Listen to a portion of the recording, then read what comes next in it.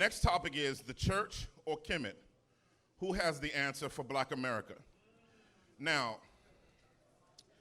just a few things to understand this section. This section was built and agreed upon because there's one thing for us to intellectually engage, which is great. Now, what does it look like? In this section, this is what you should be looking for. You should be looking for both of them giving practical steps on who can functionally change things and what that change might look like.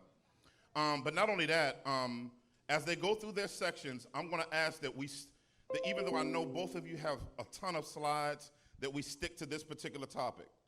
So that means that both 20 minutes will be specifically this topic, not attempting to grab information that you want to share in that section, because that will be viewed as misinformation for this section.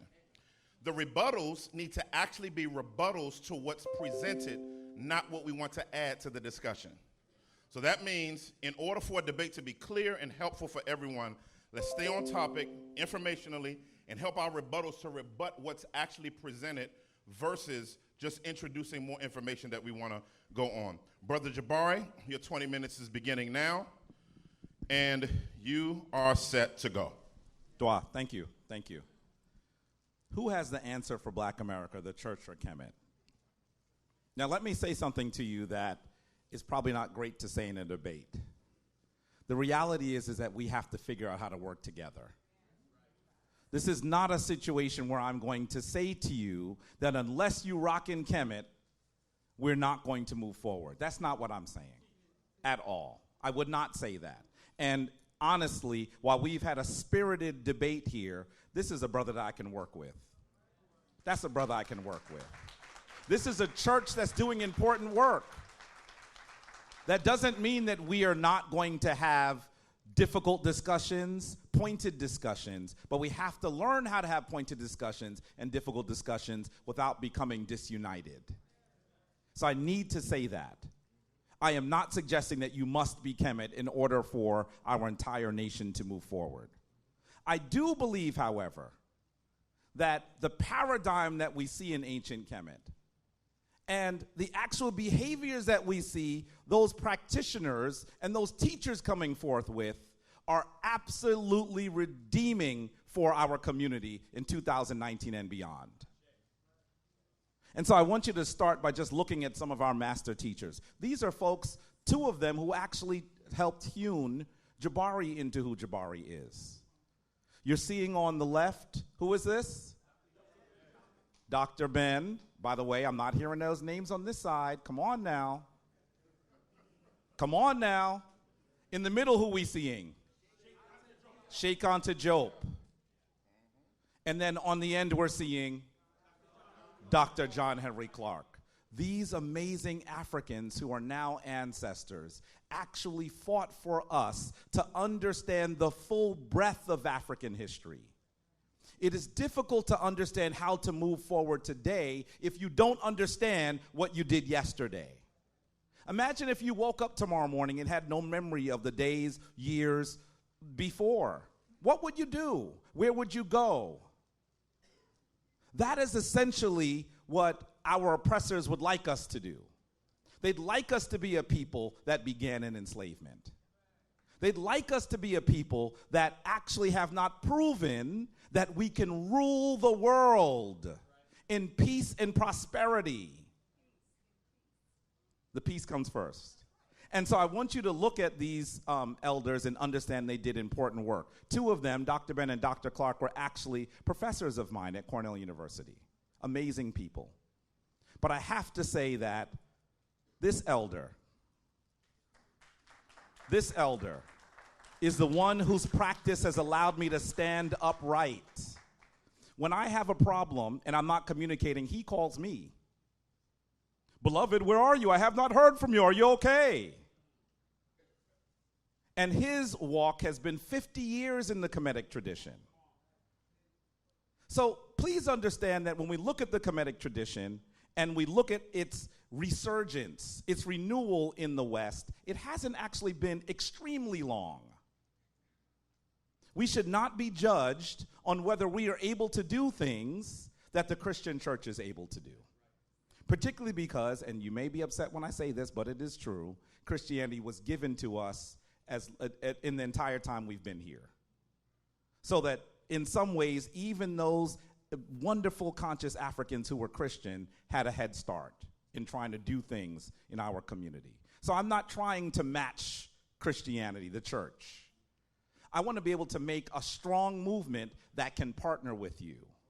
That's what I want to do. And I truly hope that what will happen is you're going to go back to an ancient form of Christianity. Because if you do that, what we do will look almost no different from each other. Then we'll be able to work in lockstep. That's what I'm hoping. And so I want to just recognize that there's been a lot of work done, but more needs to be done. Take a look at this incredible queen here. Her name is Queen Afua. One of the things that we have seen the Kemetic tradition do in excellence is bring forth health and wellness in our community. That if there's anything that marks the Kemetic community, it is that. Excellence in diet, excellence in dietary practices and health practices. That's what you're usually going to see when you see a practitioner. My elder is over here eating oranges. Not a candy bar, oranges. Not fried chicken, oranges. And look at his face. He's like, that was good. That's one of the things that the Kemetic tradition has brought forward in excellence, health and wellness. But I do want to say to you that in order for us to understand what we have to do, we have to have clarity of purpose. What is the biggest challenge that faces African Americans? Just call them out. What do you think? The police, racism, poverty, abortion, education, self-hatred. You're going to call all of those out, and I'm going to say yes, yes, yes, yes, and yes. But I want us to understand that we actually have the resources to meet those things now. On October 5th of 2019, if we truly sought to actually address those issues, we would be able to address them. You'll see here that we are actually reaching buying power of nearly over $1.3 trillion of buying power. So if we wanted to solve all of those things you called out, we actually could. So the question you have to ask is, why aren't we? And I'm going to argue that something really serious has gone on. We have a challenge with the image of what the African is, of who the African is. We even have people that don't want to say they're African. And so what we actually have to do is we have to now be corrected. Did you know that Black and Latino youth watch up to an hour more TV every day? That Black and Latino youth spend about 45 minutes more on other forms of media? And then there's an interesting study that comes out, this is really small here, from the Journal of Communications Research that actually says that the only group whose self-esteem increases with more television is white boys. So we're watching more and it's damaging us more. This is a critical issue and we must address it. I'm going to play the shortest possible clip of this. The shortest. In fact, I might even speak through it. But understand that CNN actually did a study. They recreated the dog test. Go. Our second major finding, even black children as a whole have some bias toward whiteness, but far less than white children. She'll be the smart child. And why is she the smart child? Because she is white. Okay, show me the dumb child.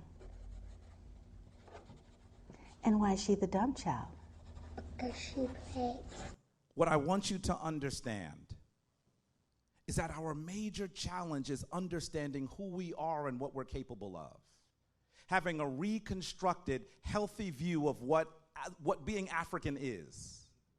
The best way to do that is to actually go back and fetch it. to remember who we are in order to know what we're able to do.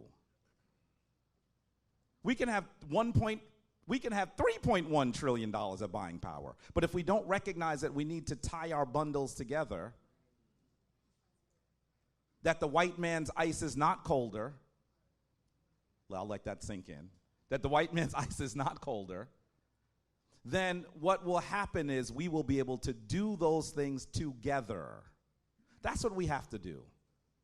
And I would say to you that there is no tradition that is better equipped to do that than understanding what we did when we were on top of the world. You're looking here at Imhotep. Hey, say Imhotep with me. Imhotep is one of the world's first recorded doctors.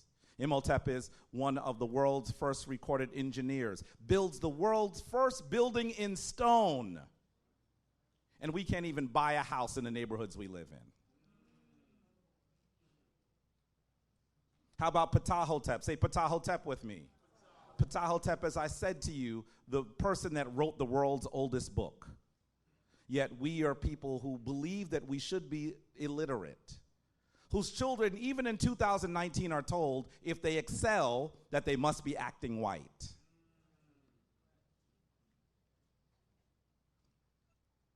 Here's King Amenemhat III. Say Amenemhat III. By the way, he's always depicted with very large locks. Always. We should be clear who this is. And he, during his reign, he brings forward one of the most powerful and early mathematic papyruses. Today it's usually called the Rhind Mathematic Papyrus. Say Rhind Mathematic Papyrus. I'm not telling you that because you need to know who Rhind is. Usually these names are just given to the Europeans who purchased the thing and probably couldn't even read it. But you're going to have to do research. That's why I'm telling you this. By the way, if you thought of math this way, listen to what the person who wrote it, his name is Ames, by the way, and I'm going to look at Ames, a member of my shrine over there. This is what Ames says about what the text is. He says, it's an accurate reckoning for inquiring into things and a knowledge of all things, mysteries, all secrets.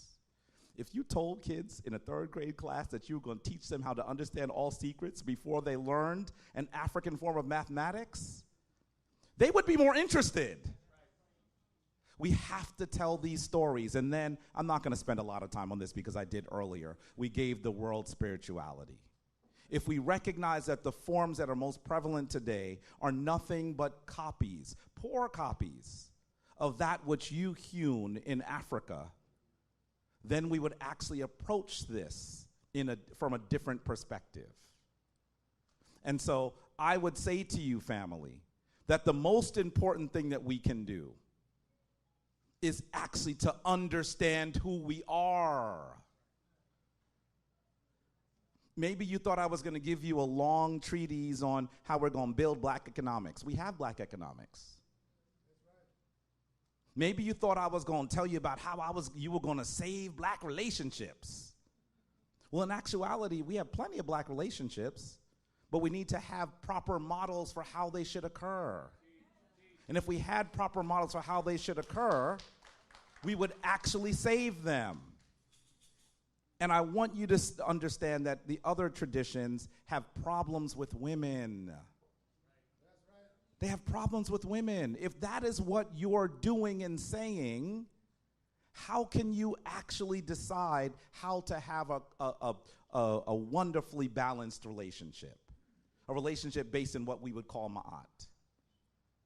This queen here is my equal. She's my equal. If you follow an ancient guide for how relationships should occur, the issues we have with the relationships, the issues we have with abortion, this brother mentioned, would literally vanish. The problem is that our families have been rendered asunder. They were destroyed by a cruel process, by a cruel subjugator. And that subjugator actually has to recognize that when we understand who we are, there's no way they can stand in our way. Now, understand something very interesting. Africans today are actually situated all over the world. Do you know that there are more than 1 billion Africans on the planet? We talk about the number of people of Chinese descent. We talk about the number of Indians. By the way, India is about to pass China in terms of population. But we never talk about the number of Africans. Most Indians are in India. Most Chinese are in China. Africans are all over the world. You could see that as a problem, or like the veritable pieces of a sar, you can see that as our unity allowing us to resurrect ourselves. I'm not saying you got to move to Ghana, but be powerful and work with those Ghanaians in New York. That's what they need you to do, by the way. They don't need you taking up space and where we gonna sleep. That's not what they need. They need for us to strategize around the world. We are situated in key places around the world. If we had knowledge of who we were, there would be no problem that would actually befall us. And so this is what we must do. We have to have a corrective understanding of what it is to be African. There is no problem that is more present to people of African descent. There is no problem that has been more difficult for people of African descent. I know I have not had the opportunity to see the psychologist after my enslavement. Have you? Did they send them into the plantation and say, look, we know it's been really rough. We want to talk to you about how you feel and what you think about you. That didn't happen. We've just been going along, continuing to live broken lives. Now, some of us have actually gotten it together. That's wonderful, because Africans are people that cannot be held down. But in 2019, we have to go further. I'm going to say to you, family, that I was raised a Christian in a black church. It was Roman Catholic, but it was black. There wasn't nobody else there. And when I go back to see my family who attends, those people still love me. Those people still are able to talk to me about the story of morality and how to move forward as a man. But I am going to say to you, as long as they are ensconced in that tradition, they won't find guides that will help them understand how we have to move together as a community. You know, when I talk about African, thank you. They won't. And that's why it's of critical importance for us to go back and fetch it. Go back and understand who we are and where we've been. At the top of the world. If I had more time, I'd talk to you about how Kemetic spirituality, in many ways, is just African spirituality. It didn't originate in Kemet. It came to its flower in Kemet. But these are African traditions that we can actually prove were in existence for over 40,000 years. We were doing these amazing things before we have record of other people. We don't know where they were or what they were doing. They don't know where they were and what we were doing. We gave these things to the world. If we continue to run from them, we're going to continue to spin in circles. That which we need is already amongst us. And so I want you to understand that there are Kemetic shrines popping up everywhere. Everywhere. In fact, in our small space, we stream live. And when we stream live, we have people from all over the world who are now saying, well, who is it that I am? And I have been honored to take 3,000 Africans to the continent. Honored to do that. Every year, my wife and I take groups to Kemet and to Ghana and to Ethiopia. Yes, Ethiopia. Because we have to understand what we did and what we're doing. We have to become a global people. I know that which was given to me as a Christian was the best that my parents could give me.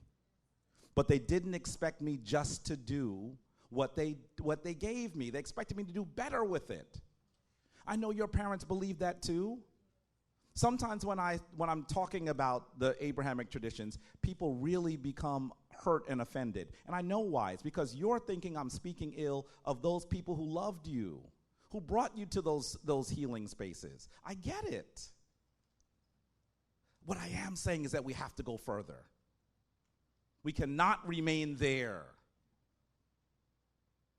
They expected us to go further. And if you believe you are honoring your mothers and fathers by remaining there, what about those mothers and fathers who were killed when they were practicing African traditions? Have you forgotten their names? Or would you like to just say that they transitioned? Would you like to just say there was no force, they just became something else? When we do that, we do them a disservice. When we do that, we do ourselves a disservice. When we do that, we cannot go back and get what we need. And so I'm imploring you, family, whether you are rocking with Kemet or something else, we have to study what we did in order to truly understand what we have to do. And I will say to you that no other people on the planet have had a richer, more prosperous history. I know it's hard to see that from the vantage point of 400 or 500 years of hell. I know it's hard to see that. But you have to understand that if we actually look at the long history that we have been here, there is no problem that is a problem. The very story of Astasar and Heru is a story about a broken family, about a woman raising a boy to a man without a man in the home. I know that that's not something we experience here, right? That's not happening in Philly, is it? These stories will be guides. And so please follow them, and we will be strong again. Dua.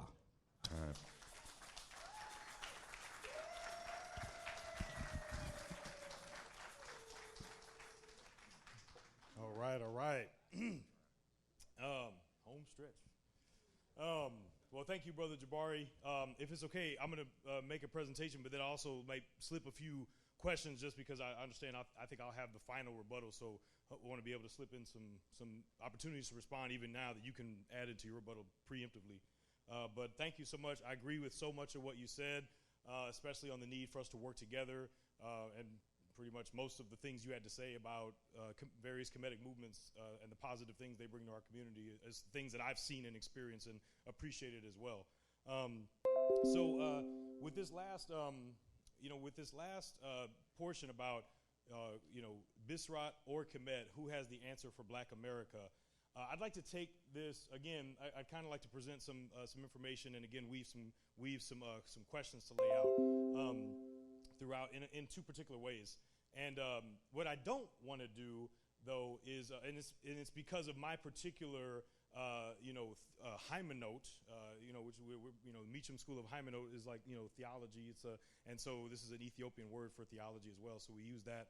And my particular Hymenot of the scriptures as it relates to, kind of the Lord's plan for us in this world. Is not one of triumphalism, because the Yeshua that I believe in is one that told me that foxes have holes, but the Son of Man doesn't have a place to lay his head, and that we can actually expect persecution in this world. And one of the reasons that I find the Bisrat, the gospel of Yeshua, so compelling, and not only the answer for Black America, but for the world, for everybody, there's a lot of reasons I could give, and we only got 20 minutes. One of the main reasons I want to do is actually that it best prepares us and enables us and empowers us to be witnesses of a kingdom, of God's kingdom on this earth, even while we have already seen it come to fruition in the person of Jesus Christ, and yet it is not completely it's already present, but it's not finished yet at the same time. And we live in a world where there's brokenness and evil and darkness all around us. And I, again, my particular Hymenot is not one of triumphalism, where I could point to the fact that the Black church is still the greatest source of civil engagement and organization, and source of hospitals and HBCUs and schools, eclipsing all other religious faiths combined in the Black community. And it has been that ever since the beginning of Black history in America, that it is still the organization in each Black community that makes a bigger impact across the Black community in various different ways. And that's not to not acknowledge the great contributions that other faiths have made. But as brother pointed out earlier, 8 in 10 of us are Christians, and so it's made a bigger impact. But I don't want to actually argue from that perspective because, again, my understanding of what it means to be a Nazrawi in this world is not one of triumphalism, not one that measures the truth of our faith by how much practical success from a worldly standpoint we can have. Because actually the Bible teaches us that we can expect persecution and we can expect difficult things. And so I don't want to appeal to Bisrat. I don't want to appeal to our Lord and Savior Jesus Christ on the basis that it will make everything better. Because it may not necessarily do that. Again, even though I could argue that because, again, the black church has made more impact in physical, tangible ways than any other black religion in this country. But the one I want to appeal to specifically is the theology that it allows us to empowers us to go throughout this world, again, with empowerment. And I would argue specifically that the Bisrat, especially as it has been practiced among African people, those of us from the continent and the diaspora, for 2,000 years, has more than other religious traditions given us a sense of cultural identity and given us a voice of resistance to the various oppressions that we have and still are actually facing. That it has done that from the beginning. I want to show that from an ancient and a modern standpoint. Again, one of the things that I want to point out is that in the ancient world, especially as I pointed out at the beginning, in the Roman Empire, and even in Mesopotamia and the Levant, there was definitely instances of anti-blackness and anti-black racism and sentiment and a disparaging of dark skin. And we even see that in the Bible where Moses' sister is disparaging his wife because she's black, and you actually see God punish her because of that. And so we see in the scriptures, and probably most pointedly in the Song of Songs 1:5 and 7, where the bride of Solomon is she's talking about her skin color and esteeming it, and actually rebuking and putting down colorism or any kind of disparaging of dark skin by saying, I am dark yet beautiful, daughters of Jerusalem. Do not stare at me because I am dark. Why should I be like a veiled woman beside the flocks of your friends? The Bible itself actually esteems blackness. And one interesting thing is the fact that black skin is the only skin color that is specifically highlighted in the Bible. You will not see any other people group or any other racial group where their skin color is particularly pointed out. You don't see people talking about, kind of Middle Eastern or Persian or Greco-Roman or any other ethnic groups, but it's only with black people, only with Ethiopians, only with people of African descent, which again, that means black, is skin color particularly pointed out. And it's done so in a positive way, saying that this is a good thing. And again, these are depictions of ancient Ethiopian manuscripts. This particular book is from the 5th century. And notice again, the black and the proudly African features that are depicted in Ethiopian iconography, where you have Jesus and Mary and angels and apostles that are all drawn proudly with African features. Right? The idea of this white, blonde-haired, blue-eyed Jesus that looks like Thor or like Captain Jack Sparrow is completely foreign to this world. And yes, it is an image that has been used for oppression for a long time. But as I've said multiple times today, that is not the particular expression of Christianity that is biblical or that I ascribe to. But there is this tradition, and I have to push back a bit on the comment that was made earlier, where it says, where I'm sharing with you all today an ancient term called Bisrat. Let's say it one more time, Bisrat. It's okay to pronounce that because that is actually your ancestry. That is the only African languages that has its own writing system that is still alive today, whereas most people on the continent unfortunately use European writing systems. So it's deeply lamentable to me to have a pushback be that nobody calls it that. Why doesn't anybody call it that? Because white supremacy is so extensive. But that is completely inaccurate because, as I said, this is an ancient term that you can find in text that goes back to the 4th century when, again, Ethiopia freely embraced Christianity as its dominant state religion. This is not a new thing. I'm not telling you guys a new word today. And so, in fact, the fact that nobody says it is actually part of the problem. But I think a lot of my Kemetic brothers and sisters would understand that part of what it means, and I appreciate the ways that you are doing this for a lot of our people in our communities, going back and reclaiming. But then we can't then disparage and say, well, nobody calls it that, so then therefore we say, actually, there is a Christian nation that's been Christian for 1,700 years that's been using that word, and it's in ancient manuscripts. Not only that, but not only in Ethiopia, but again, when you look at early African history in Egypt, in North Africa and Carthage, in Nubia, and in Ethiopia, when you look at history starting from the time that Bisrat comes into these places, it's freely embraced.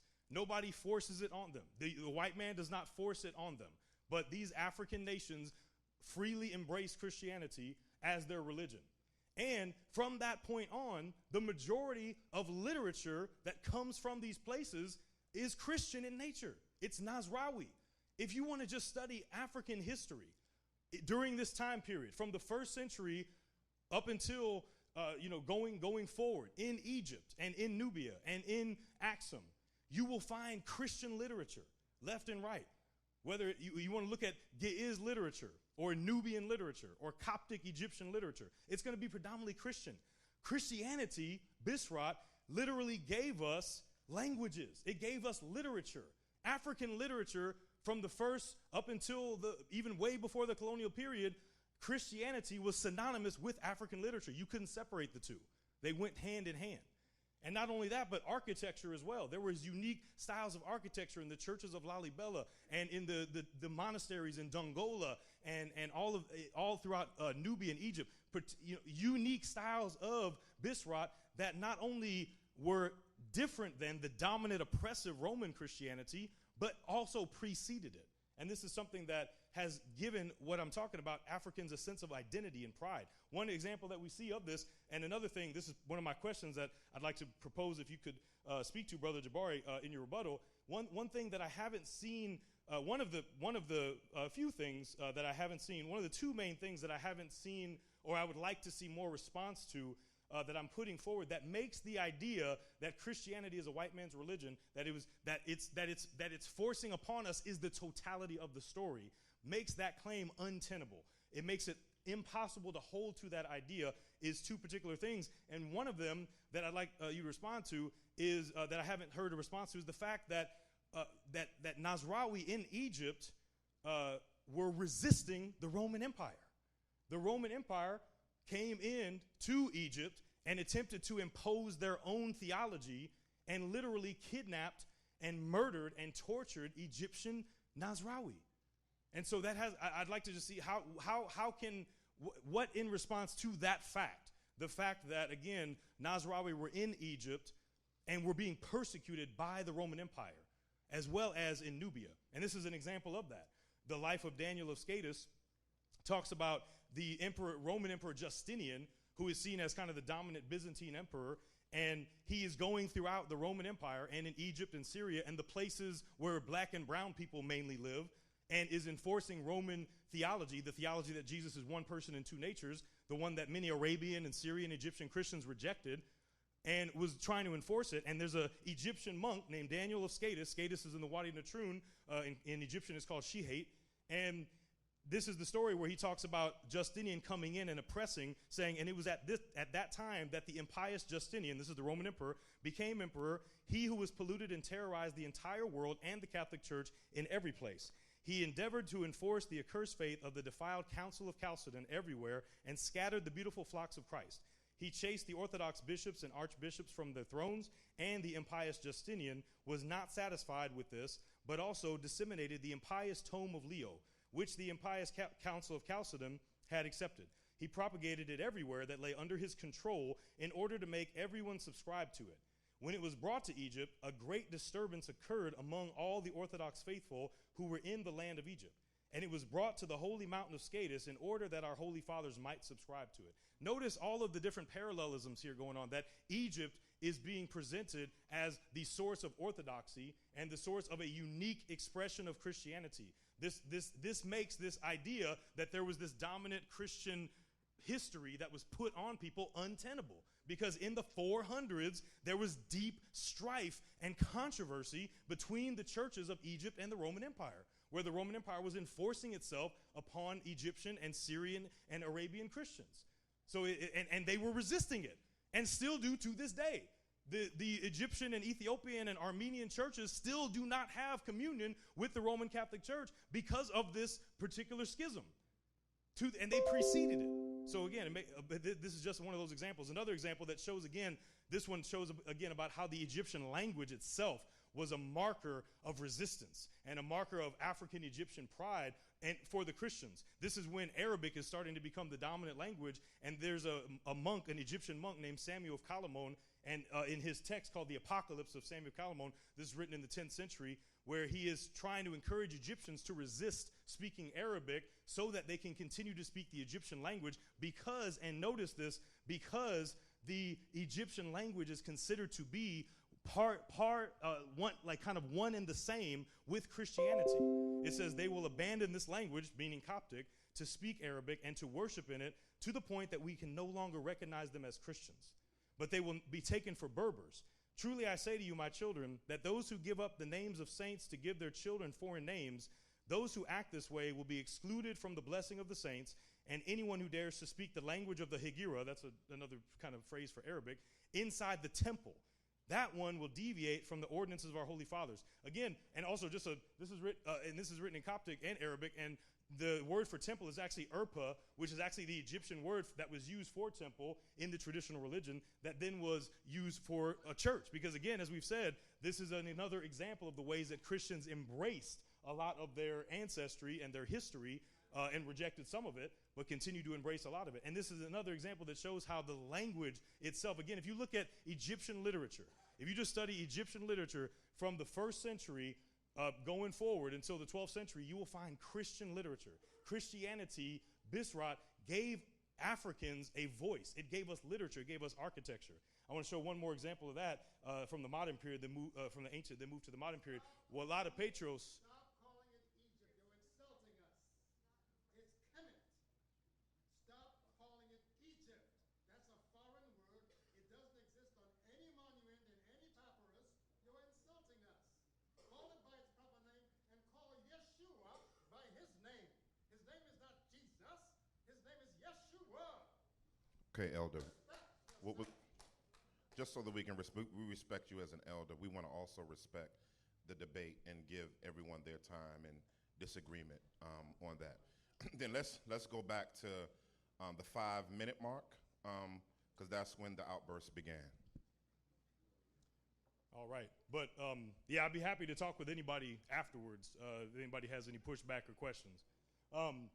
So this is an example. This is an excerpt from a text that was written in the 16th century when the Roman Catholic Church attempted to come into Ethiopia, which had been a nation of Nazrawi for over 1,000 years, and attempted to bring, just like they were doing. This is right after they built those slave castles and brought in Roman Christianity into Africa. They attempted to come into places where it hadn't been before.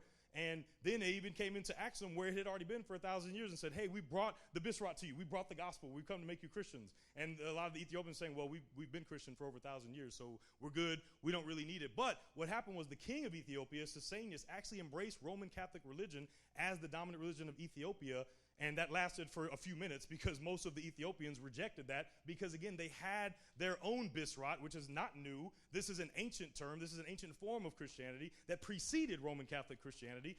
And they revolted and said, no, we don't want this. We don't want this European. Look at the words that she uses. And actually, it was a woman monastic figure named Olata Petros who actually defied not only her king, but also defied her husband who went along with the king. And then she was chased out of her home, but she led a monastic movement and ended up galvanizing the Ethiopian people and resisted and rejected European Catholicism. And the son of Susenyos, Fasilides, actually returned Ethiopia back to its original Christianity, to its Bisrat.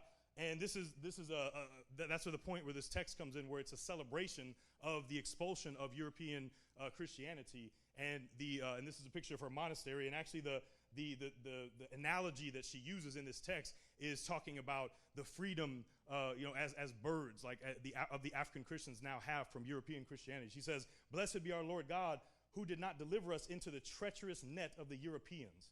Indeed, our souls fled like birds from a hunting net. Now the net has been torn asunder, and we are safe." And so this is the I'm going to just wrap it up here, but this is the spirit that has been among African people, specifically the Bisrat spirit of African people from the beginning that continued into the United States, where we have one of the largest slave rebellions in South Carolina, the Stono Rebellion, where African slaves in South Carolina fought against white slave owners, and they were actually Christians. They were Nasrawi from the Congo and had been even before they came over in slavery and fought against this. And then you have examples like Phyllis Wheatley, who in her poetry, in her public address to the Earl of Dartmouth, is renouncing slavery and European Christianity. Same thing with Oleada Equiano, who also talks very vehemently against the how the liberal devise liberal things, but by liberal things that how they shall stand. They can say with pious Job, "Did not I weep for him that that was in trouble? Was not my soul grieved for the poor?" Frederick Douglass, one of my favorite quotes that really exemplifies again how from the very beginning, just like Walata Petros and just like Shenouda and just like Daniel of Scatus back on the continent, even here, those of us that put our faith in Yeshua and those of us that put our faith in the Bisrat, who became Nasrawi, like Frederick Douglass, still understood the vast distinction between the oppressive white Christianity of the land and that that was being practiced among black people.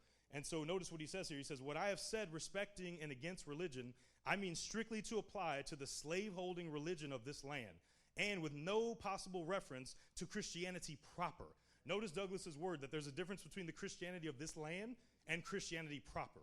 Again, what I'm defending today is Bisrat proper. For between the Christianity of this land and the Christianity of Christ, I recognize the widest possible difference. So wide that to receive, this part is powerful, that to receive the one as good, pure, and holy is of necessity to reject the other as bad, corrupt, and wicked. To be the friend of the one is of necessity to be the enemy of the other. I love the pure, peaceable, and impartial Christianity of Christ. I therefore hate the corrupt, slave-holding, women-whipping, cradle-plundering, partial, and hypocritical Christianity of this land. Indeed, I can see no reason but the most deceitful one for calling the religions of this land Christianity. So when I'm distinguishing myself today from Christianity and saying that there is a Bisrat tradition among African people, it's not a new idea that I thought up today. I'm introducing you a word that is 1,700 years old. And I'm talking to you today about a faith that has brought our people through a mighty long way and will continue to do so. Time. Brother Jabari, his rebuttal. I'm not quite sure how to rebut that because the topic was actually, I didn't hear much on topic.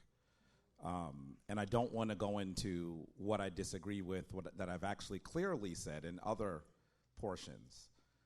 We are here to talk about plans or the things that we can actually do in our traditions that will move us forward. And so I think it's of critical importance for us to talk about that. It's a really important topic because a lot of times all we do is we argue. We don't actually talk about what we have to do tomorrow, other than be upset and have high blood pressure because we were arguing. And so it's really important for us to figure out how to move forward together. And I think that what I'm trying to say here is I'm hoping that we find ways to move forward together. Maybe you will not actually come into the Kemetic tradition. Maybe I won't return to Christianity. But does that mean that our relationships have to actually be destroyed? Does it mean that we won't be able to work together? Because somehow I find other people on the planet working together even when their traditions are different. And it's Africans that are now fighting each other over things that we ought not fight about. And so I really hope that we'll figure out how to do that. I truly hope I figure out how to do that. I have no enmity for you because you are followers of the Bible. None. None. I do think that there are some things that we should talk about with regard to how we got it, how it was put together, who gave it to us, what we were doing before. I think those are valid issues for us to discuss. And so I know that it's not necessarily something that makes a lot of people comfortable. It doesn't even make me comfortable. Do you think I wanted to actually be on a panel that says, is Christianity the white man's religion? with my face on the internet saying, oh, that must be what he's saying. This is a tough conversation. I struggle having it with my own parents, the people who birthed me. And when I bring to them some of the things that I've brought to you today, they are uncomfortable. And that's not my goal. I don't want to make why would I make my parents uncomfortable? But I once again have to say that if we actually look backward, we can go forward. It's not just Sankofa. We even see it in Kemet. We see it in the image of the Kepper, the beetle. Some of you probably know it as the scarab. But in actuality, that wonderful symbol of transformation is an animal that looks backward in order to go forward. I think that's another reason why our Kemetic ancestors use that particular image. So without going too far into what my brother Dr. Bantu has said, because it's going to take us into another discussion of things that we've already discussed, I just want to say, let's find ways that we are going to be one people again. And let's find ways not to see each other other than the wonderful Africans that we've been. Even on the continent, there are other traditions. And that's another part of the conversation that we need to have. I'm not talking about other traditions that have been imported, forced on our people. I'm talking about other traditions that existed amongst people that are there. And so we have had to figure out how to work together for a long time. In ancient Kemet, every city had a different temple consecrated to a different deity. Now, they understood they weren't talking about a literal story, so it wasn't as difficult for them not to have battles and fights around it. That doesn't mean they never did, but it means that it was easier for them not to argue, because they never said Asar was a literal person. They never said Ast was a literal person. They never said Heru was a literal person. Half of them actually are amalgamations of animals and humans. No one was saying that those were actually people that existed. And so in some ways, even though there were different temples that had different practices, they were able to find a way to have a seamless mosaic. That's what we have to do.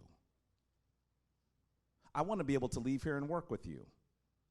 I hope that I have not bruised too many feelings today, because I know that, especially in a city like Philadelphia, I'm from Harlem, but we're in Philadelphia all the time, my queen. I would love this city. And we want to be able to come back and have difficult conversations and fun conversations with you in this space. That's the only way we're going to be able to do more. So with that, I'm going to cede the rest of the time. I don't want to go into the rest of the conversation that we've already had. In some ways, to me, that would feel like we were rehashing something.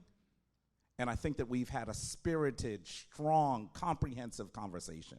There were times that I felt that we could have had more time. That's fair. But you never have enough time when you're debating. That's just how it feels. So I want to thank my brother, Dr. Bantu, for coming in here and really expressing his ideas about the Christianity. Now, I don't mean any disrespect. I'm still seeing this as a newer tradition. But it's a wondrous thing that he's described. And I hope that if you're going to remain in this house, you do so with the things that he's describing. Because I understand that I cannot do what we cannot do. And that's of critical importance. So thank you very much for having me. I love you, family, Christian and Kemetic. Let's find a way to do more. Hetepu.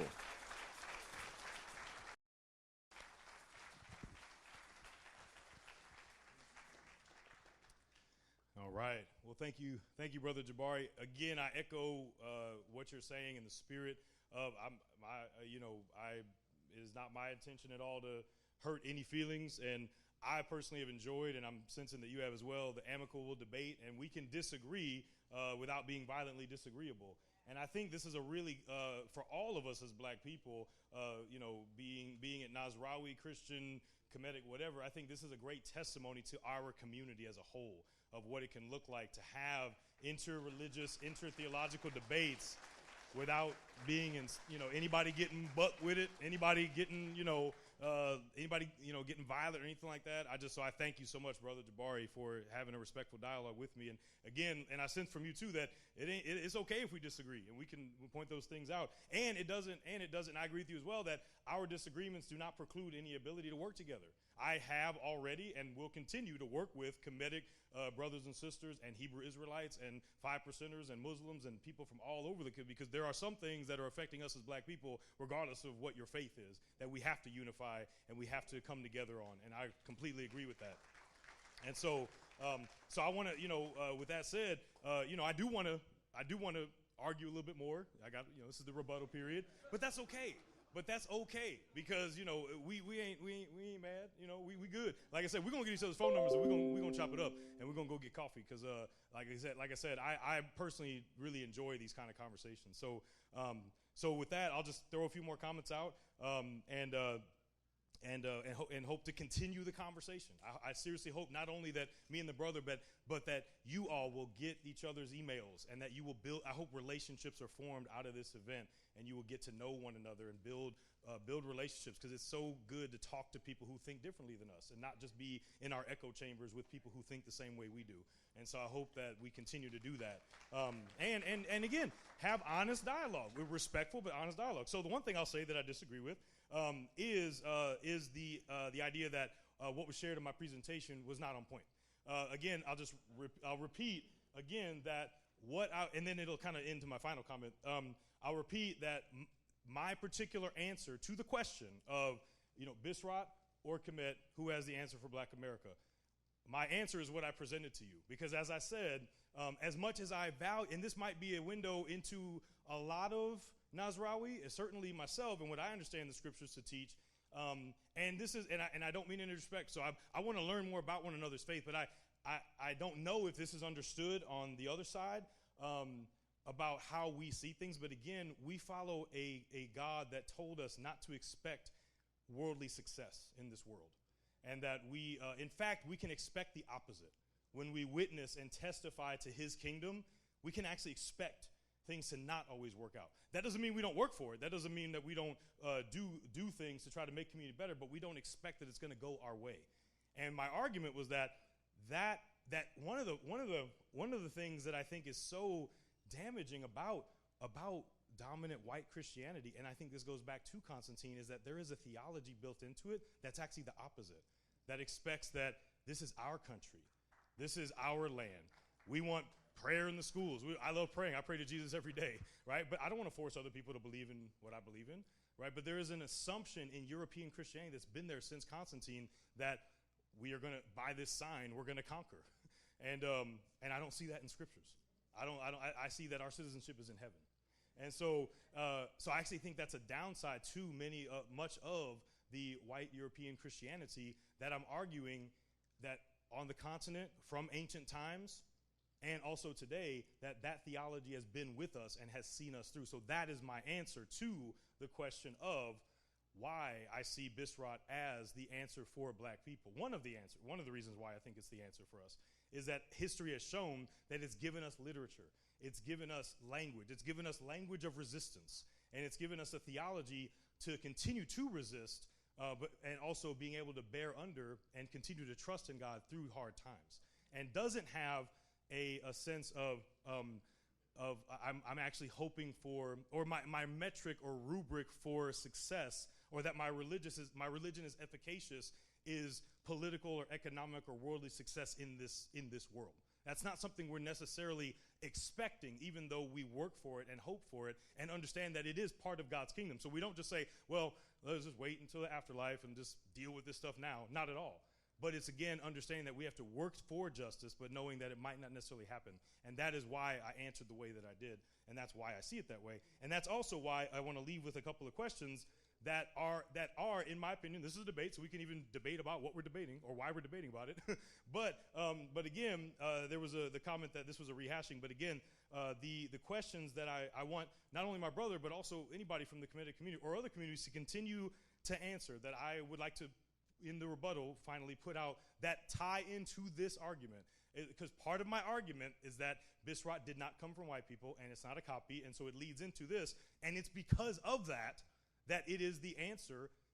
That is one reason why it is the answer for us, because it's not from the white man, because it's not a copy, because it has given us a sense of identity and a voice for resistance. That is why I'm saying that. So the questions I want to leave with that weren't addressed, but maybe you didn't feel like that was on topic, which is fine. I disagree. But one of the questions I put out last time that I was hoping for a response for and still waiting for is, how do we see Christianity as the white man's religion when early Egyptian Christians were fighting the Roman Empire and were resisting them? That's question number one that I have not heard a good answer to. The second question that I would like an answer to is, how do we continue to maintain the idea that Christianity came from the Roman Empire when there was Christianity in the Persian Empire and in India and in China that had nothing to do with the Roman Empire? And again, the reason why I disagree that is irrelevant is because of the point that I'm making, that this is part of our identity, that Bisrat gives you an identity that allows you to be your full self in Christ, in the Messiah. And that is one of the reasons why I am arguing that Bisrat, that the gospel of Jesus Christ is the answer for us, and how it has been the answer for us for 2,000 years. But that's actually not the most important reason. That's one reason that I've been emphasizing for 20 minutes. But the main reason that, and I'm not speaking as a historian anymore, because that's how I have to approach this, because that's what I do. But right now, I'm just speaking as a Nazrawi. I'm just speaking as a follower of Yeshua. The main reason that actually I would say trumps everything else I said in this topic, why the Bisrat of Yeshua of Nazareth is the real answer, not just for black people, but for everybody, is he is the only one who can save us from sin and death. He is the only one who can save us from ourselves. I can't do it. We can't do it. None of us can do it. And most other religious traditions teach that it's on you, that you have to do it, and that your deeds will be weighed depending on how good of a life you led. And I don't know about y'all, but I don't have the ability to live up to God's standards. I don't have the ability to be like him. And so it took him taking on flesh and taking my punishment, our punishment, that all of us deserve. Whether we're on top in this world or whether we're on the bottom, all of us have sinned and fallen short of the glory of God. All of us have offended him. And all of us are lost without him. And it takes him coming down, taking on flesh, fully God and fully man, bearing my sin punishment, then rising again in all power, so that I might be also risen again and live an abundant life with him, not just in the life to come, but in this life right here. And I have not seen that promise to me, and I have not seen any other God be good on that promise other than the Lord Jesus Christ. And I can give you all the history all day. I love doing it. But at the end of the day, all that history stuff I just said really pales in comparison to the power of the Bisrat of Jesus Christ and the Holy Spirit. God bless you.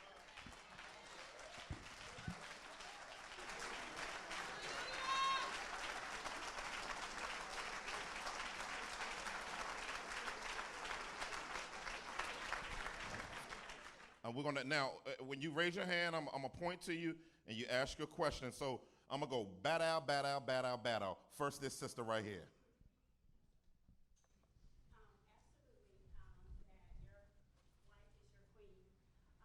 And in the Bible, it states that everything God made is good. He made man, he made woman. Question, that's very sister. good. My question in your house, since you guys are definitely equal, who has the final say?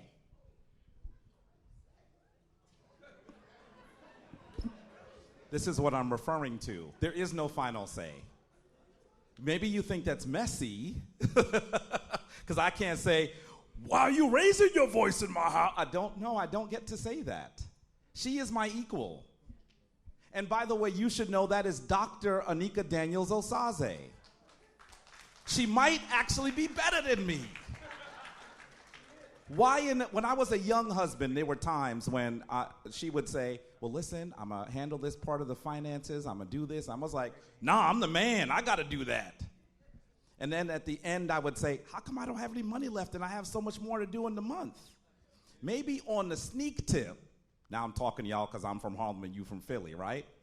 Let me pretend that she could do it because I said she could do it. She never had that problem. This sister here can make $1 out of 15 cents. Why should I have the final say if she is more talented than me in some areas?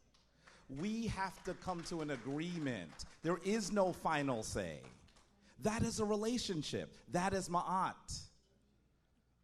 So I get that question a lot. And I think that people think that it makes it more difficult. But actually it makes it easier because now we have to build a stronger relationship. So when she says something, sometimes she don't even have to say everything she needs to say. Because we've built enough of a relationship that I understand that she is excellent in certain areas and she understands I'm excellent in other areas. We are partners. And if I had time, I'd show you some images. Thanks because for you'll answering see that question. gigantic images of Kemetic kings and queens sitting on a throne together with their eyes meeting. Because the commentary is, this woman, I'm the most powerful man in the world. This woman is my equal. That's how we do it. Cool. Before we go to the next question, I think she was asking not an equality question, but a functionality question. But I'm gonna go to the next one because I think that's what she was asking. Yes. Cool. Perfect. Cool. That's the answer. They work together. Yes. No, that's no disrespect to that. Absolutely. Go ahead. Thank you both for your time. My question is, what are both of your testimonies and experiences that brought you to your faith and beliefs? Now that could be a long answer, so just so that we can get as many questions out, brothers, let's sort of do that in 1 minute. Yep. Each. 2 minutes each. Yeah, I know, right? Thank you. Real question.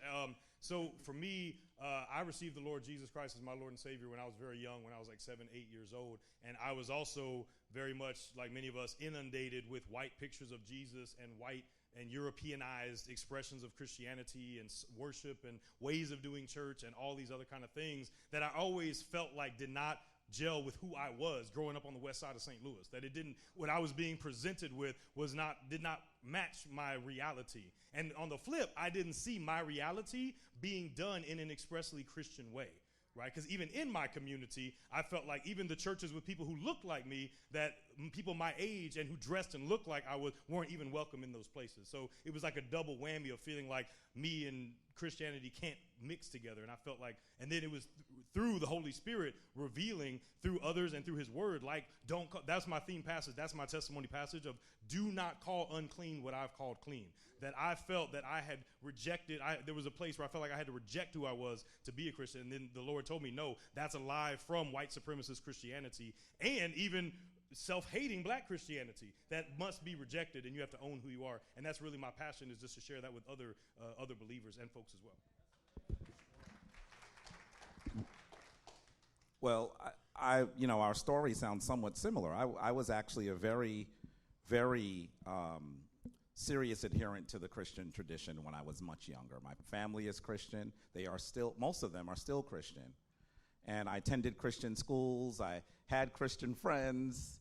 I don't denounce them because my tradition is different now, but I think I came to this initially through history.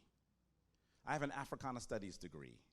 I started studying the history of our people, and I thought what I was reading made a lot of sense, and then the dreams happened. I'll never forget being with the sister that predates this queen here. And I had a dream that a bull was chasing me. Wherever I was in my house, the bull was chasing me. And I would say to my mom, don't you see the bull? She said, I don't see a bull. My brother, I don't see the bull. This tradition is for me, not necessarily for them. That was the message I had to receive. Of course, when I woke up, she said, you got demons on you, baby. You got demons on you. I knew that was wrong. So that as I continued to read, it became clear to me that I was not just being called for history, but I was being called for practice. And so from there, I realized that there were some folks practicing in New York. I was in upstate New York for school. I ran down there, studied with them for 8 years, and then I was introduced to that man. And that's 20 years ago, 20 plus years ago. I say with no shortness that that is the man that has held me stand upright. That his walk is the walk I choose to live and lead. And so now that I'm a Kemetic high priest, I have my own initiates. Some of them are in the room.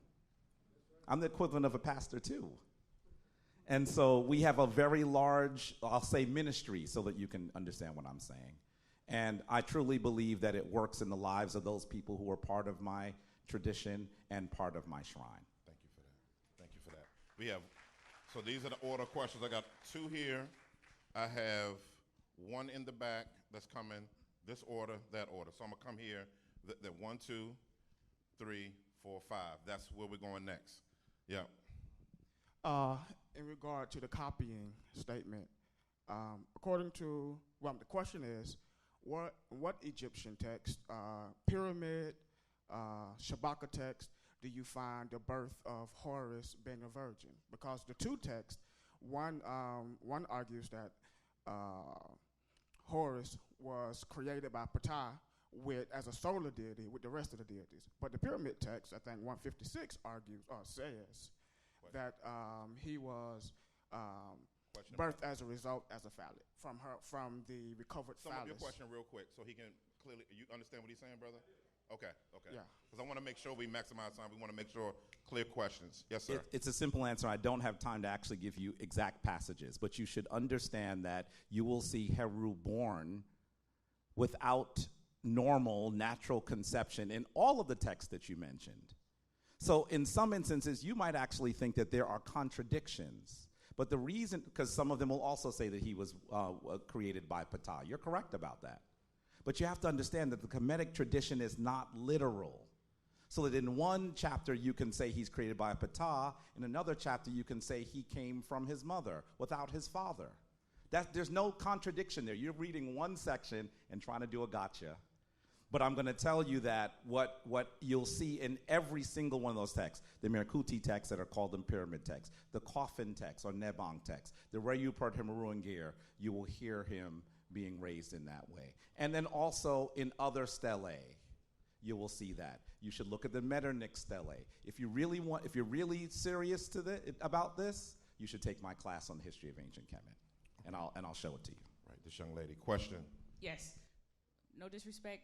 When it came to the question of what's next for Black America, a lot of us feel like you guys did not put forth actual practical next steps for Kemetic as well as Christianity. Can you both do that briefly, like very specific next steps for Black America from your respective traditions? 2 minutes per answer. You can go if you like. You can. Okay. Well, I think I did answer it. I hope that you don't think that I have a plan to rescue Black people. I don't. And I don't think the Kemetic community or the Christian community has a plan to rescue Black people. Now, let me say to you that there are certainly some good ideas and arguments that are coming forth in both communities. My argument to you is that in order for us to address the biggest need, we have to know who we are. And in order for us to know who we are, we have to go back to literally 40,000 years of African history. That is what I said. Because we actually have I know it feels like we don't have resources. That's because we spend money with everybody in our community. In fact, there are people in my community in Harlem. I have seen 3 generations of folks from China who own that restaurant. Once they get good, they're like, I'm good, I'll pass it on. They are making bank in our neighborhoods. We have the resources. It's not about how we get resources, it's about how we use our understanding of ourselves to use those resources. Hello, Tessa. It's funny, I actually kind of feel like I'm kind of similar to Brother Jabari on this one. In a different way, though, I'll push back just a little bit in that, and this might even be an internal maybe disagreement even among those of us who are Nasrawi, but I feel like those of us that are believers, sometimes we want to jump to the practical before we focus on who God says he is and who he says who he is in relation to us and how we are to position ourselves in relationship to his kingdom rule. And I feel sometimes we want to jump, okay, what am I supposed to do? Like, even when we preach, it's like, just what do I want to do? And we don't jump to who God says he is. And so what I argued was that my argument in response to that question is I feel like one of the best things about Bisrat, especially for black folks, is that it gives us a rhetoric and a framework for how to deal with persecution. And that's why I specifically said I don't want to talk about schools and hospitals and daycares and nonprofits getting started in our community. Those things are good and we should do them. But I don't want to measure the efficaciousness of our faith based on what it does for us materially only. Because first and foremost, who we are is witnesses to the kingdom of Jesus Christ. And so I'm saying that, especially for those of us who are being oppressed, we can connect with the Palestinian Jews who are also being oppressed. And we're trusting in Yeshua, even in the face of Roman oppression, that we can connect with that. That being said, I will say, I'm not saying that practicality is not important. I'm just saying that I wanted to answer that way because that's what the Lord put on my heart to say, and that's what I feel like is actually most important for us. Amen. But I will say practically that we can, talking about a voice of resistance, that we can, especially in the black church, begin to even more so connect. I'm right now involved with a research with the Louisville Institute where we're looking at faith-based black congregations working towards justice, especially in this day where Black Lives Matter is really connected from the black church in a big way. So I would say that is a practical thing that we can do to bring that voice of resistance back inside of our pulpits on Sundays. Thank you, brother. We're going to come right here to this brother, then we come to Brother Adam. I have a question. I'm from Brooklyn, New York, and we have many different people and many different faiths. The Jewish community, the Islamic community. I was involved in the church for 22 years, St. Paul Community Baptist Church in Brooklyn with Reverend Dr. Johnny Ray Youngblood. We built 4,000 Nehemiah homes. My question is, what has happened to the black church and its ability to pool their resources? I'm also a Garveyite. I know history. In the early 1900s, it was the black church with Garvey that built up our communities. It's a fact that black churches still get more money in contribution than banks. It's nice to wait for the by and by, but where we live, gentrification is running away like a rabid wolf. And all I'm asking is, can you all speak to your colleagues about duplicating what other churches have done? People like Jeremiah Wright in Chicago and several other places, because our people are suffering. Yeah. Thank you so much. Thank you, brother. Before they answer that question, I just want to let y'all know I'm burning like fire with every comment and question because I want to talk so bad, but I'm trying to be the moderator. So y'all all pray for me in multiple tongues right now because I'm burning, burning, burning, burning. Help me! Y'all answer the questions. Lord have mercy. That's got to be hard. That's got to be hard. I was thinking that myself, too. You want to go? You want to go? Asking what happened to the black church, so either one of y'all can answer that. Right. I mean, I think it's a fair question. I think that there are multiple ways to look at it. I think there are still and have been copious amounts of efforts that the black church has done, especially in the fight of gentrification. A lot of times black churches are the number one target of gentrification, of trying to maintain their buildings with congregations that are trying to fight these forces. And so sometimes we are the target of that as well. And I think that there is, to the point I just made, a rhetoric of activism that does need to be resurged. In Houston, Texas, where I live, it was a black church, Wheeler Avenue Baptist Church, that effectively ended segregation for the city of Houston, Texas. And where I'm from in St. Louis, it is a black church that has actually put the only bank for a 5-mile radius in North St. Louis was done by a black church. So there are lots of efforts happening. But again, I always want to caution us against triumphalism. And so we need to do these things, and there are things going on, and there are things we need to continue to work at. So I would say it's a multifaceted thing that many black churches are doing and are actually addressing. But I think it could be done even more and even better. I'm going to say this really quickly. I want to say that the direction he takes in saying that we should not measure our traditions by what we get would be healing for what I see going on in mostly the black church, but certainly in other traditions as well, with people who are asking for new Learjets, who are fleecing the community while it burns in front of them. We're seeing that. Now, I don't want to give you the impression I'm saying that all Christian pastors, all Christian churches, that's not what I'm saying. Please don't misunderstand what I'm saying. But I'm saying that we need to now say, how do we do, rather than because you sitting up there looking nice, they expect me to be wearing Prada, brother, one pastor said. In a church, in a court deposition, I gotta look good for my... We're seeing a lot of it, and we have to root it out wherever it comes. Brother Adam. Hey, how's it going? I'm trying to squeeze this into that 10 seconds right quick. So my question is for Brother Jabari. The fact is that the vast majority of modern scholarship on the historicity of Jesus are in sharp disagreement with you, in that the scholars from various worldviews affirm that Jesus was a historical person and not a myth. And that's based on sources like Tacitus, Josephus, Suetonius, Pliny the Younger, so forth. My question is, while the claims you made are popular regurgitations of the debunked Zeitgeist documentary, can you provide primary source evidence and scholarship to support your poorly evidenced claims that Jesus is being merely mythical? Thanks. Can I say something? First of all, I did not even call Jesus a myth on this stage. Maybe he watching YouTube or something. That wasn't... Now, I do say that Jesus is a myth. So he came here watching Sonetta saying, you know what, I'm going to get him. You're going to be disappointed. I don't have time to respond to that, brother. I'm going to tell you, Tacitus, Joseph, there are many issues with those citations. Why does a Jew call Jesus the Christ? When you look closely at it, as they now are able to do, it seems like something was erased. Eusebius was known as a well-known plagiarizer. You have to just understand that when you also see in a tradition that many of the things that are being applied to one person have happened before, older, in other places, and then this new tradition then appropriates the spaces, the traditions, the symbols. You don't have to be a zoologist to know that when it quacks, it's a duck. And so that is really what I need to say. I do not have the time to go in this extensively. I understand. I have done that on Sonetta. Maybe you wanted to chat with me about it when you saw a video. We can still chat. Yeah. I did not call Jesus a myth up here.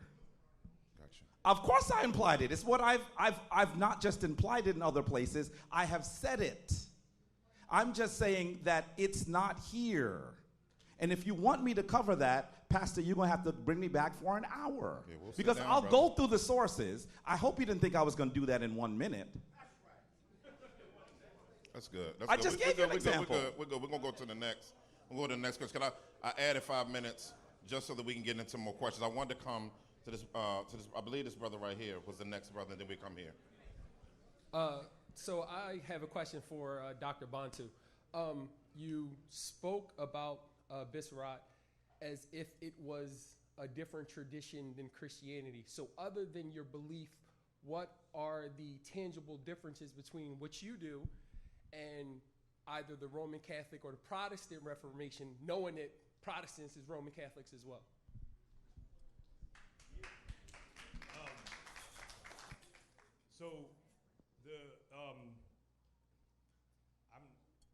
I think I kind of answered that question like for the last 3 hours because, and I mean, as I just said here, Frederick Douglass is talking about the Christianity of this land. So what I've tried to do in various ways for 3 hours now is to chart out a course where there is Bisrat, there is like the Bisrat of Yeshua, HaMashiach, and then there is Christianity, this oppressive thing, that are two different things that I've shown how one has been oppressive, the other has been, liberating.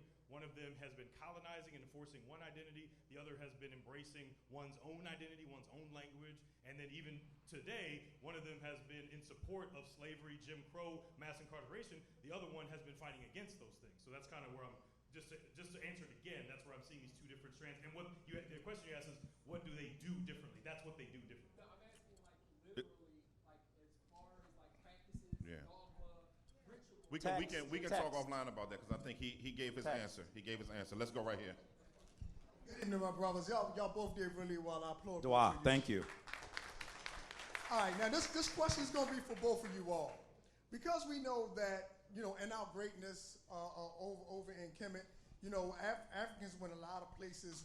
Hold on, brother. Please no videoing right now. Y'all can take a picture real quick, but please no videoing y'all lives, all of that. Just respect that for me. Go ahead, brother. I'm sorry. Yeah, everywhere we went, we spread knowledge. We left knowledge. We didn't try to dominate like the European did. You know, it was all about leaving knowledge. So my question for both of you all, what can be done today to embrace each other's spiritual ideas without being a sectarian? Because that's the only way Egypt was like the New York of back then. Everybody came there and shared information. How are we going to do that now? How are we going to come together, hold on to your spiritual belief, but not be a sectarian? You're allowing me to? Okay. I think that some of what we're doing today is hopefully that. I hope that we'll have chances where we'll have tough conversations but still remain in love, talk about things that we can do together. I do think it's hard sometimes when, and for those of you who have seen my walk in the last 2 years, which has been very difficult, I have talked and debated with a lot of groups. I think that there are some things that some groups say that I think make working together difficult. If you say that Africans are cursed, I don't know how to recover from that. So there's some things that some groups say that are difficult, but I think that the wide majority of people are saying things that for the most part are not so diametrically opposed that we can't work together. And so we're going to have to build those things by actually meeting with each other. Instead of just saying, you're going to go there and I'll go here, we have to recognize that we're one community. By the way, neither of our communities are strong enough that we're living in different places. We still live together, right? We go to the same stores, the children go to the same schools. I mean, the reality is that now we have to have a dialogue. Some of that dialogue will not be comfortable. And I'm not saying that we should pretend that those dialogues don't exist. But we do have to say, well, now what? You African, I'm African, you oppressed, I'm oppressed, now what? So. Mm-hmm. I would agree with what Brother Jabari said. I would say that I don't think this kind of gathering is very common.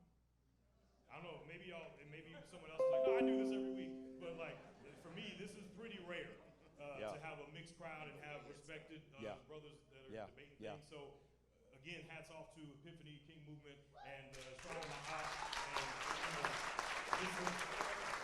We're a part of something unique today. We need to do more of this. And maybe not just having it be a binary. Let's throw a Hebrew Israelite in this conversation. This would be really fun, right? And let's have another conversation where there's like a Rastafarian and a practitioner of Yoruba religion and a Catholic. Like we're a diverse, nuanced, complex, beautiful people, and we need to get together and we need to have debates and dialogue too. I actually, again as an example, ran in St. Louis an African American interfaith dialogue that was full of all of these different religions I just named, but actually it wasn't a debate. I think there's time for this too. I love debate as long as it's respectful. We should debate, but also just dialogue. In this group I did, it was a different thing where it was like, actually we said in that space you're not allowed to debate, and all we did was come together each week and read one another's sacred texts, whether it was the Book of the Dead, or the Bible, the Quran, all these different texts, and we would just learn. And so doing things like that, I would say debate, dialogue, and also partnership. We have to do things together that actually address some of the common needs in our community. All right, this brother right here had a question. Right here, yes. This question is for Dr. Bantu. I believe that you believe what you're saying is true, but one of the things that we have to do as a people is do our own research. In the spirit of being a scholar, if you're imparted with some new information, will you have the courage to go the opposite direction like Dr. Ray Hagen's, or will you still remain and be wrong and strong? If you impart some new information, what will you do? No, that's a great question. For me, my faith in Christ is exactly that. It's faith. And so it's not built primarily on information or like history. And so so to answer your question, it depends on what it is. There are some things that I'm totally willing to, kind of change my mind about. And I have different views about baptism or about the millennium or about communion or all these different topics, political things that I'm completely willing to change my mind on. But there is no information on the face of this planet that would ever make me change my mind that Jesus Christ is Lord and Savior.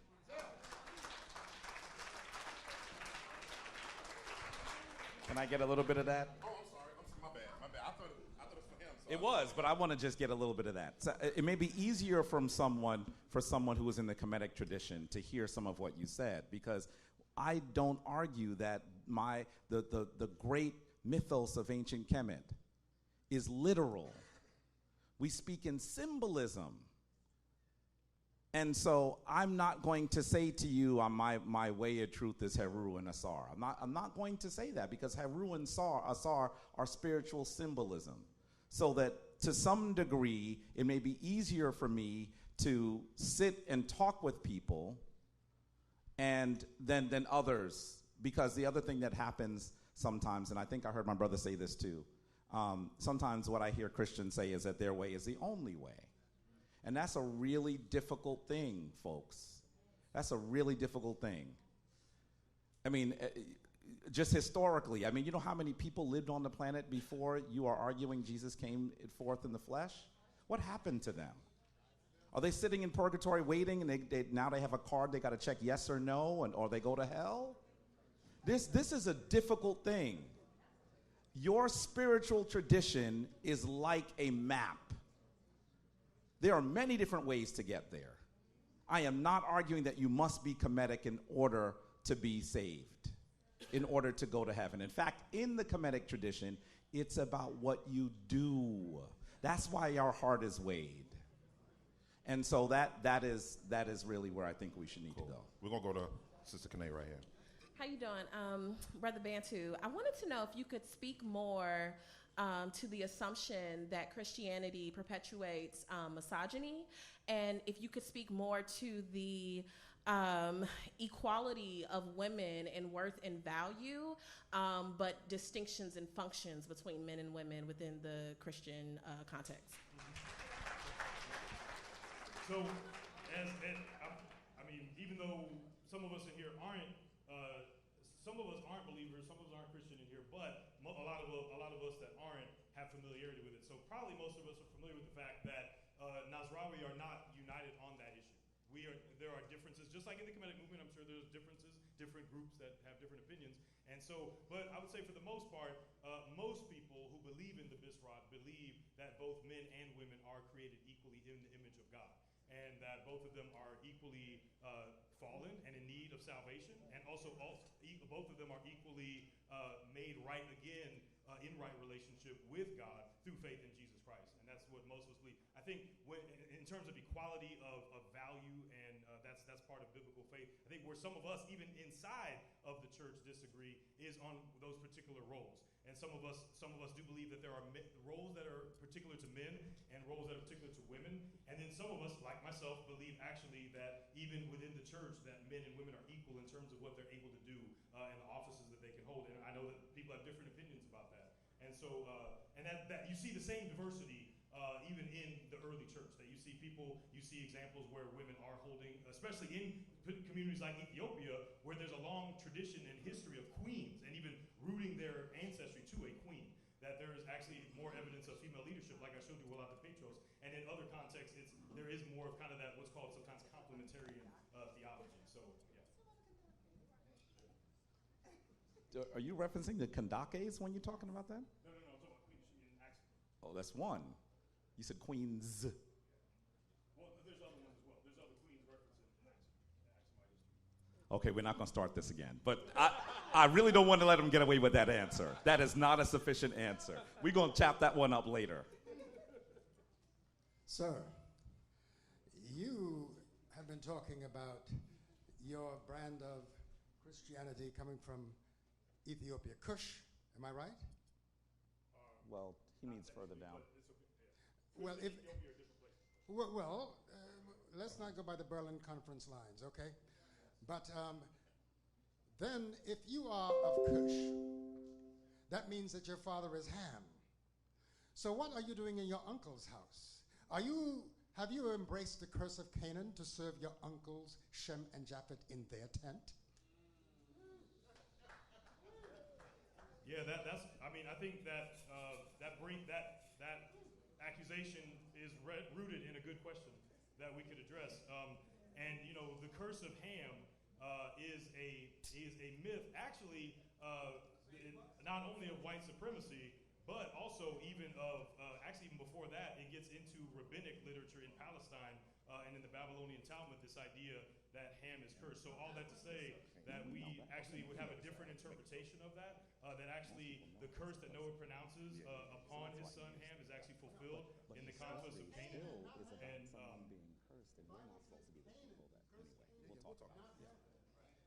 See, he just said it. So, you heard him just say it. So the question is, what do you believe the Canaanites are? Was cursed to serve his uncles Shem and Japheth in their tent.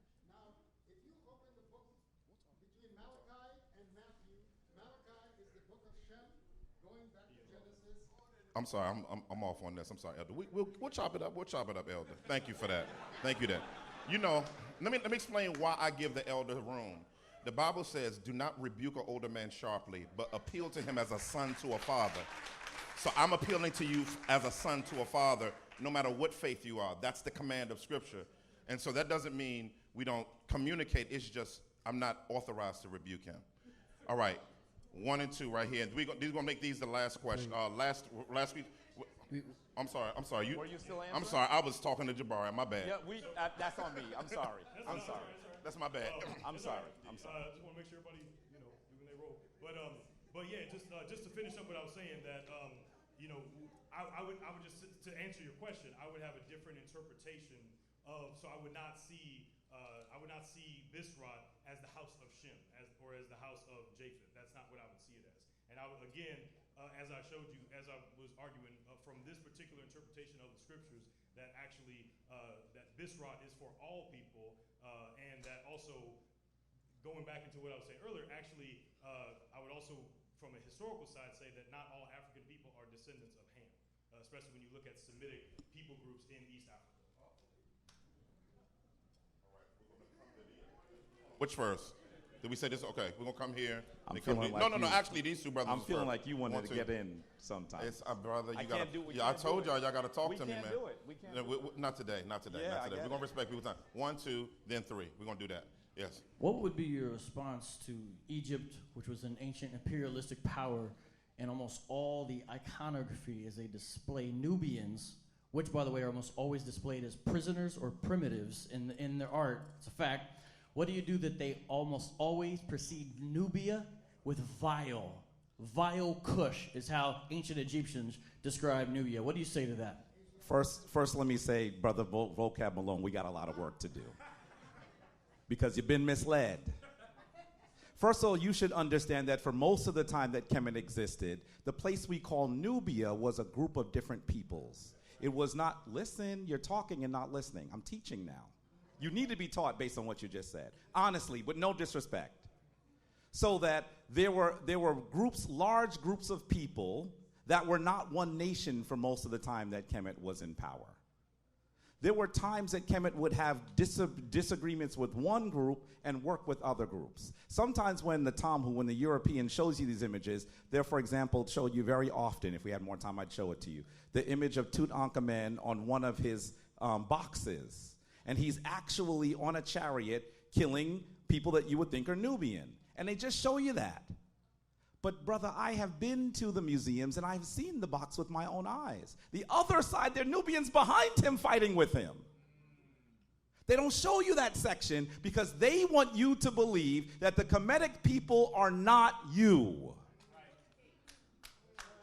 That is the challenge. Now, you have to understand that Kemet was not, we're talking about 3,000 years. Kemet was not always imperialistic. Kemet became imperialistic after the Hyksos, some of you know what I'm saying. After the Hyksos come forward, the Hekshasu, those people that may be the Proto-Hebrews, come and take control of their land, they say never again. That's when they become imperialistic. So you have to understand all 3,000 years. You watch the documentary. That's nice. You didn't read the... And guess what? If you look, by the way, I've read the dissertation as well. Gotcha. He talks about which period he's talking about. He doesn't talk about all of them. So what you have to do is have a better understanding to make those comments. By the way, in terms of being wretched, the Kemetic people believed that there were 9 groups of people that they had to be able to fight in order to be in control. Gotcha. Some of them were Nubian. There was more than one Nubian group because they disagreed with some and worked with others. The Magi, for example, worked with the Kemetic people for a long time. They were the police. Got you. So please don't conflate that. Yeah, we got to move. By the way, Nubia is a new word. Got you. You just smashed 4,000 years. Got you. We're gonna come here and. I got a question. Yeah, because I'm burning. You gotta talk. First, I want to. You and me gotta talk. First, I just want to thank you, Brother Jabari, and you, Dr. Bantu, for being here and just for the love and the disposition that y'all both have displayed. So I appreciate you both. My question is for Dr. Bantu, just to kind of revisit the misogyny question in Christianity and give you opportunity to say a little bit more. It's the same question. Are there particular verses in the New Testament that shape how you as a Christian value your wife or other women that you encounter? Oh. What verses would help you, that helps He you? got it. He got it.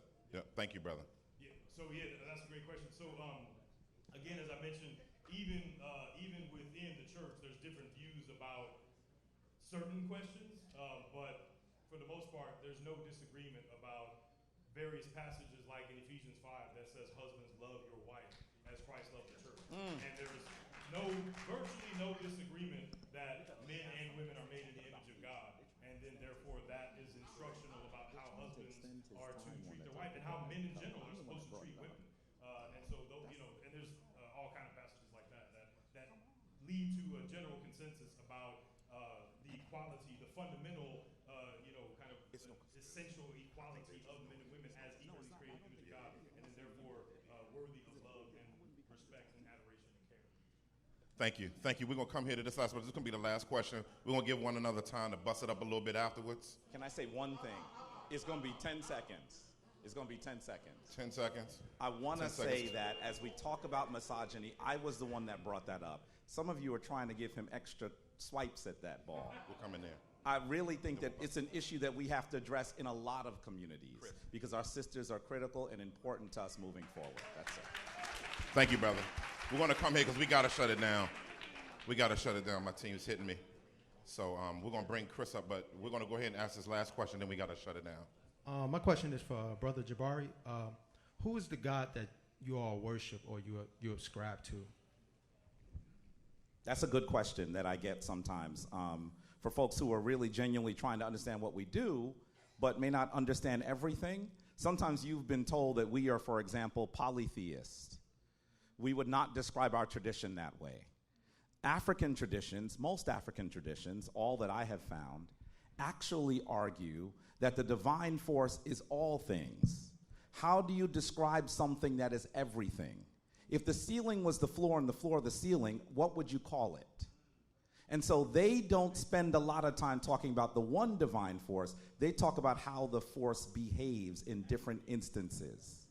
It's a coalescement of divine energy that allows you to do certain things. Now, having said that, that means that I may call in a multiplicity of names. I am a priest of the shrine of Ma'at. So that is the shrine that I have consecrated with my queen. But I before I got up here, I called certain names. So I don't see that as like being a different God. Does that make sense?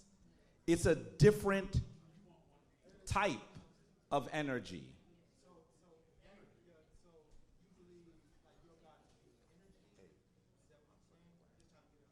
I believe that the divine force is not just energy, it's also matter.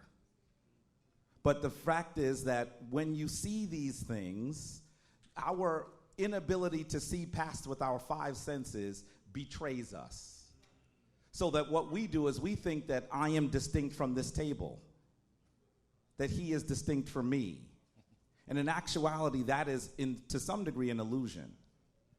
And so this is a really complex topic, but I want you to understand that you could, if I'm going into battle, I may call one name. By the way, Kemetic people, you see me dressed in red and black. What was I doing? Somebody just said, yeah, see, they whispering because they didn't want you to know that I am invoking Sutek because I'm going into battle. And so that is, see, look at them smiling. They know that. So there are different names that you can call. Thank you so much, brother. Let's give these brothers a big round of applause for this conversation. That was good, man. I really enjoyed that. That was good.